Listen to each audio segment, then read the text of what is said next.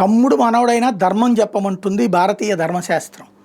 కానీ అమెరికా లాంటి వాళ్ళకి అలాంటిది వర్తించదు. వాళ్ళ ధర్మశాస్త్రం సపరేట్. వాళ్ళోడైతే ఏం చేసినా పర్లేదు, ఎదురోడైతే మంచి చేసినా కూడా చెడగొడతారు. ఇప్పుడు పాకిస్తాన్ మన దేశంలోకి తీవ్రవాదులు పంపించి పహల్గామ్ దగ్గర మతం అడిగి మరీ చంపింది, ఖండించింది, వదిలేసింది. భారతదేశం ఆపరేషన్ సింధూర్ చేస్తుంటే వద్దు వద్దు వద్దంది, అయినా భారతదేశం వెళ్ళి అటాక్ చేసింది. దాని మీద భారత్ మీద పడి ఏడుస్తుంది, రోజు కూర్చుని భారత్ గురించి నెగిటివ్గా మాట్లాడుతుంది.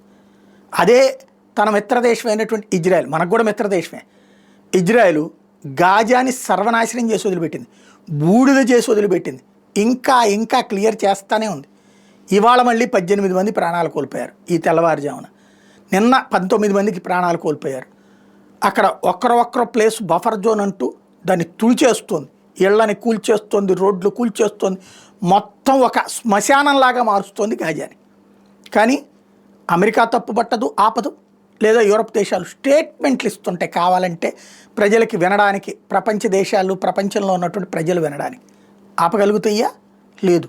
మన మీద మాత్రం ఉక్రెయిన్ మీద రష్యా దాడిని ఆపట్లేదంటూ ఆంక్షలు పెడుతుంది. మరి ఇజ్రాయెల్ మీద ఎందుకు పెట్టదు అంటే వాళ్ళ మిత్రులు కాబట్టి, అవసరం కాబట్టి.